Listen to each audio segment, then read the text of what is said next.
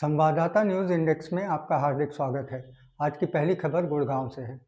गुड़गांव में वरिष्ठ नागरिकों के लिए आवास उद्योग तेजी से बढ़ रहा है। न्यूक्लियर परिवारों की प्रवृत्ति और सुरक्षित देखभाल की मांग ने इस क्षेत्र को उभारा है।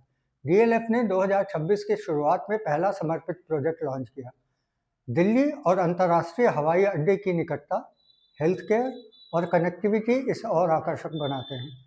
इस खबर के रिपोर्टर हैं अभिमन्यु हजारिका और देवांश मित्तल और अखबार है द इंडियन एक्सप्रेस। अगली खबर दिल्ली स्कूलों की छुट्टियों से जुड़ी हुई है। दिल्ली के सरकारी स्कूलों में 11 मई से 30 जून तक ग्रीष्मकालीन अवकाश रहेगा। कक्षा 9, 10 और 12 के छात्रों के लिए 11 से 23 मई तक सुबह 7:30 बजे से 10:30 बजे तक विशेष रिमेडियल क्लासेस होंगी। इनका उद्देश्य विज्ञान और गणित में सुधार करना है। उपस्थिति ऑनलाइन दर्ज होगी और यूनिफॉर्म अनिवार्य है। रिपोर्टर हैं भरत सिंह दिवाकर और अखबार है जनसत्ता। अगली खबर दिल्ली हाई कोर्ट से है। दिल्ली हाई कोर्ट ने शार्क टैंक इंडिया जज अमन गुप्ता के व्यक्तित्व अधिकारों की रक्षा की है। अदालत ने उनके नाम, छवि, आवाज और स्लोगन के दुरुपयोग पर रोक लगाई है। हम भी बना लेंगे और डाउन बट नॉट आउट जैसे स्लोगन का व्यावसायिक मूल्य मानते हुए एआई चैटबॉट और फर्जी प्रोफाइल हटाने का आदेश दिया है। इस खबर की रिपोर्टर हैं नूपुर थपलियाल और अखबार है लाइव लॉ। अगली खबर मुंबई शेयर बाजार से है। तेल की बढ़ती कीमतों के डर से भारतीय शेयर बाजारों में भारी गिरावट आई। सेंसेक्स 900 अंक गिरा और निफ्टी में भी नुकसान दर्ज हुआ। ऊर्जा, बैंकिंग और ऑटो सेक्टर के शेयरों में गिरावट से निवेशकों में भय का माहौल बन गया। बाजार में अस्थिरता बढ़ गई और ट्रेडिंग पर दबाव महसूस हुआ। खबर सकाल अखबार में प्रकाशित हुई है। अगली खबर मुंबई गोवा राजमार्ग से जुड़ी हुई है। रायगढ़ और रत्नागिरी जिलों में अधूरे काम के कारण मुंबई गोवा राजमार्ग पर भारी जाम लगा। इंदापुर, मांगगांव और कोलाड क्षेत्रों में वाहनों की कतारें 10 किलोमीटर तक लंबी हो गई। यात्रियों को घंटों इंतजार करना पड़ा। इस खबर के रिपोर्टर हैं अमित गावले और प्रकाशक हैं सकाल अखबार। अगली खबर मुंबई पुनर्विकास योजना से जुड़ी हुई है। अंधेरी पश्चिम का ऐतिहासिक गिलबर्ट हिल इलाका राज्य सरकार की क्लस्टर पुनर्विकास परियोजना में शामिल हो गया है।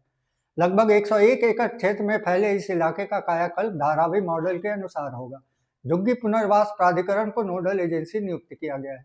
इससे झुग्गी झोपड़ियों और जर्जर इमारतों का पुनर्विकास संभव होगा।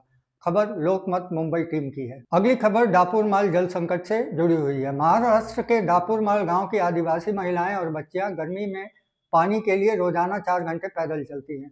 स्थानीय जल स्रोत सूख जाने पर उन्हें ऊपरी वैतरणा बांध तक खतरनाक पहाड़ी रास्तों से गुजरना पड़ता है। रिपोर्टर हैं एसएल शांता कुमार और अखबार है टाइम्स ऑफ इंडिया। अगली खबर बेंगलुरु में सुरक्षा से जुड़ी हुई है। प्रधानमंत्री मोदी के कार्यक्रम मार्ग के पास 2 जिलेटिन स्टिक बरामद हुई। कग्गलीपुरा पुलिस स्टेशन क्षेत्र में एंटी सेबोटाज टीम ने इन्हें पाया। पुलिस ने तुरंत तलाशी अभियान चलाया और एक संदिग्ध को हिरासत में ले लिया। खबर प्रजावाणी अखबार में छपी है। अगली खबर बेंगलुरु ट्रैफिक परियोजना से जुड़ी हुई है। आईओसी जंक्शन फ्लाईओवर को तोड़कर 436 करोड़ रुपए की नई एलिवेटेड रोटरी कॉरिडोर प्रोजेक्ट बनाई जाएगी।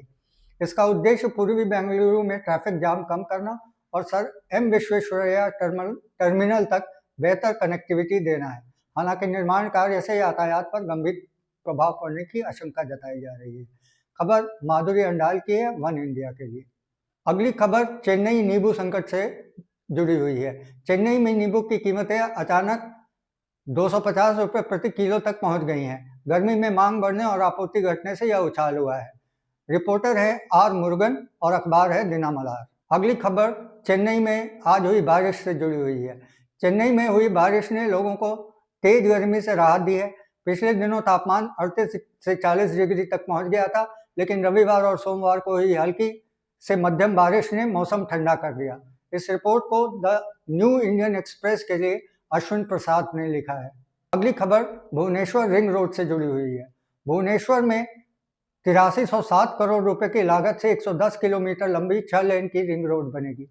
इसका उद्देश्य भारी वाहनों को शहर से बाहर मोड़ना है ताकि यातायात दबाव कम हो। यह खबर टेलीग्राफ अखबार में प्रकाशित हुई है। अगली खबर भुवनेश्वर मेट्रो से जुड़ी हुई है। भुवनेश्वर मेट्रो परियोजना पुनर्जीवित हो गई है। 6255 करोड़ रुपए की लागत से 26 किलोमीटर लंबी लाइन बनेगी, जिसमें 20 स्टेशन होंगे। या बीजू पटनायक एयरपोर्ट से त्रिशूलिया स्क्वायर तक जाएगी। नागरिकों की राय लेकर तय किया जाएगा कि ट्रैक भूमिगत होंगे या एलिवेटेड। यह खबर भी टेलीग्राफ अखबार में छपी है। आज के पॉडकास्ट में इतना ही। कल फिर मिलेंगे नई खबरों के साथ।